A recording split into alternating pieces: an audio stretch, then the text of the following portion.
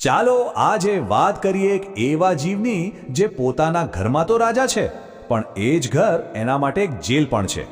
હા, આ વાત છે ગોલ્ડન લાન્સહેડ સાપની. એક એવો શિકારી જે જેટલો ખતરનાક છે એટલો જ નાજુક પણ.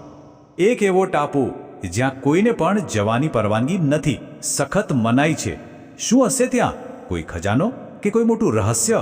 ના, ત્યાં તો રહે છે દુનિયાનો એક સૌથી ઝેરી સાપ. તો આ રહસ્યમય ટાપુનું સાચું નામ છે ઇલ્હા દા ક્વેમાડા ગ્રાન્ડે. બ્રાઝિલના કિનારે આવેલો છે. પણ સાચું કહું તો એને આ નામે કોઈ નથી ઓળખતું. દુનિયાભરમાં તો એક કુખ્યાત છે એના બીજા નામથી, સ્નેક આઇલેન્ડ. અને આ નામ એમનેમ નથી પડ્યું. આખા ટાપુ પર બસ એક જ જીવનું રાજ ચાલે છે, અને એ છે ગોલ્ડન લાન્સહેડ. એનો ચમકતો સોનેરી પીળો રંગ અને ભાલા જેવું તીક્ષ્ણ માથું, આ જ એની ખાસ ઓળખ છે. હવે જરા વિચારો, આ ખતરનાક સાપની આખી દુનિયા કેટલી મોટી હશે? માત્ર 43 હેક્ટર, એટલે કે સમજી લો કે આશરે 110 એકર. બસ આટલી જ. આ નાનકડા વિસ્તારને કારણે જ એનો વિકાસ પણ અનોખો છે અને એના પરનું જોખમ પણ એટલું જ મોટું છે. ચાલો તો હવે ટાપુની જે બધી દંતકથાઓ છે એને થોડીવાર બાજુ પર મૂકીએ અને આ અજીબો ગરીબ જીવને જરા નજીકથી ઓળખીએ. તો આ છે ગોલ્ડન લાન્સહેડ. એનો રંગ જોયો? આછો પીળો ભૂરો, લંબાઈ લગભગ 70 થી 90 સેન્ટીમીટર્સ. એનું માથું એકદમ ભાલા જેવું તીક્ષ્ણ છે, એટલે જ એનું નામ લાન્સહેડ પડ્યું. અને એની પૂંછડી જુઓ, લાંબી અને મજબૂત. એનાથી જ તો એ ઝાડ પર ચડી શકે છે. એની આખી બનાવટ જ એના ઘર એટલે કે એ ટાપુ માટે એકદમ પરફેક્ટ છે. પણ એનો રંગ કે આકાર એની સૌથી મોટી તાકાત નથી. ના, એની અસલી તાકાત તો એના ડંખમાં છે, એના ઝેરમાં. એક એવું ઝેર જે બીજે ક્યાંય જોવા નથી મળતું. કેટલું શક્તિશાળી! તો જુઓ, આ આંકડો જ બધું કહી દે છે. 5 ગણું. હા, ગોલ્ડન લાન્સહેડનું ઝેર એના સૌથી નજીકના સંબંધી જે મુખ્ય જમીન પર રહે છે એના કરતાં 5 ગણું વધારે ખતરનાક છે. પણ સવાલ એ છે કે એનું ઝેર આટલું તેજ કેમ બન્યું? કારણ છે એનો ખોરાક. એના જે જમીન પર રહેતા સંબંધીઓ છે એ ઉંદર જેવા નાના પ્રાણીઓનો શિકાર કરે છે. એમને ડંખ મારીને પછી એ પાછળ જઈ શકે છે. પણ સ્નેક આઇલેન્ડ પર આવા કોઈ પ્રાણીઓ છે જ નહીં. ત્યાં છે માત્ર પક્ષીઓ. હવે વિચારો, જો સાપ પક્ષીને ડંખ મારીને છોડી દે તો શું થાય? પક્ષી તો ઉડી જાય. બસ એટલે જ કુદરતે એના ઝેરને એટલું શક્તિશાળી બનાવ્યું કે ડંખ વાગતાની સાથે જ શિકાર ત્યાં જ ઢળી પડે.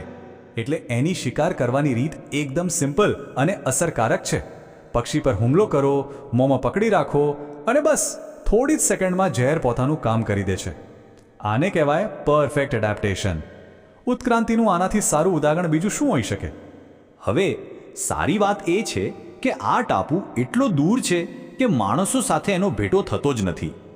આજ સુધી કોઈને એના કરડવાનો કેસ નોંધાયો નથી. પણ જો કદાચ ક્યારેક એવું થાય તો પરિણામ બહુ જ ભયાનક હોઈ શકે. શરીરમાં અંદર લોહી વહેવા લાગે, કિડની કામ કરવાનું બંધ કરી દે અને શરીરના ટિશ્યુઝ પણ મરવા લાગે. તો આખરે આ સાપ આવો અલગ બન્યો કેવી રીતે? આટલો ખાસ? એની પાછળ એક આખી કહાણી છે જે હજારો વર્ષો જૂની છે. વાત છે છેલ્લા હિમયુગના અંતની. ત્યારે આ સ્નેક આઇલેન્ડ કોઈ ટાપુ નહોતો. એ દક્ષિણ અમેરિકાની મુખ્ય જમીનનો જ એક ભાગ હતો. પણ પછી દરિયાનું લેવલ વધવા લાગ્યું, પાણી આગળ વધતું ગયું અને એક દિવસ એવો આવ્યો કે આ જમીનનો ટુકડો ચારે બાજુથી પાણીથી ઘેરાઈ ગયો અને એની સાથે જ ત્યાં રહેતા અમુક સાપ હંમેશા માટે ત્યાં જ ફસાઈ ગયા. અને બસ આ ઘટનાએ જ ગોલ્ડન લાન્સહેડને જન્મ આપ્યો. હવે એ ટાપુ પર ખાવા માટે કોઈ ઉંદર કે બીજા નાના પ્રાણીઓ તો હતા નહીં. બચવા માટે એમની પાસે એક જ રસ્તો હતો, જે સ્થળાંતર કરીને આવતા પક્ષીઓ છે એમનો શિકાર કરવો. અને ઉડતા પક્ષીઓને પકડવા માટે એમના ઝેરને વધુને વધુ ઘાતક બનવું પડ્યું. પણ કહાનીમાં હવે એક દુઃખદ વળાંક આવે છે. જે એકલતાએ આ અનોખા શિકારીને બનાવ્યો એ જ એકલતા આજે એના જીવની દુશ્મન બની ગઈ છે. પ્રકૃતિનું સંરક્ષણ કરતી વિશ્વની સૌથી મોટી સંસ્થા IUCN ગોલ્ડન લાન્સહેડને ગંભીર રીતે જોખમમાં એટલે કે ક્રિટિકલી એન્ડેન્જર્ડ માને છે. આનો સીધો મતલબ એ છે કે જો કંઈ કરવામાં ન આવ્યું તો આ પ્રજાતિ લુપ્ત થવાથી બસ એક જ ડગલું દૂર છે. એનું ભવિષ્ય અત્યંત નાજુક સ્થિતિમાં છે. તો એના પર જોખમ કયા કયા છે? સૌથી મોટું છે એના ઘરનું એટલે કે એના નિવાસસ્થાનનું નુકસાન, પછી આવે છે ગેરકાયદેસર શિકાર, અને હા, નાની વસ્તી હોવાને કારણે ઇનબ્રીડિંગ એટલે કે એક જ પરિવારમાં પ્રજનન, અને છેલ્લે ખોરાકની અછત. આ બધી વસ્તુઓ ભેગી મળીને એના અસ્તિત્વને મિટાવવા પર તુલી છે. અને ગેરકાયદેસર શિકારનું કારણ? આ રકમ $30,000 માન્યામાં આવે છે. બ્લેક માર્કેટમાં એક જીવતા ગોલ્ડન લેન્સેટ માટે લોકો આટલા પૈસા આપવા તૈયાર છે. અને આ જ લાલચ શિકારીઓને એ ટાપુ સુધી ખેંચી જાય છે જે એમના માટે સૌથી મોટો ખતરો બની ગયો છે. પણ એક બીજો ખતરો પણ છે જે બહારથી નહીં પણ અંદરથી જ આવી રહ્યો છે. વસ્તી એટલી નાની છે કે સાપને પોતાના નજીકના સંબંધીઓ સાથે જ પ્રજનન કરવું પડે છે. આ ઇનબ્રીડિંગને કારણે એમનામાં આનુવંશિક વિવિધતા ખતમ થઈ રહી છે, અને પરિણામ જન્મજાત ખામીઓ અને વંધ્યતા, એટલે કે આ પ્રજાતિ અંદરથી જ ખોખલી થઈ રહી છે.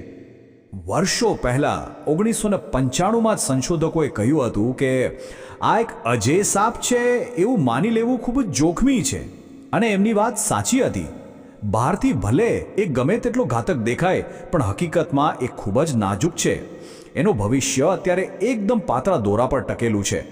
તો અંતે સવાલ એ જ ઊભો રહે છે, દુનિયાના સૌથી ઘાતક સાપોમાંનો એક, જે પોતાના ટાપુનો રાજા છે અને જેનું ઝેર વિજ્ઞાન માટે પણ એક કરડો છે, શું એને લુપ્ત થતાં બચાવી શકાશે? આ એક એવો સવાલ છે જે આપણને એ વિચારવા પર મજબૂર કરે છે કે કુદરતની સૌથી તાકાતવર અને અદ્ભુત રચનાઓ પણ કેટલી હદે નાજુક હોઈ શકે છે.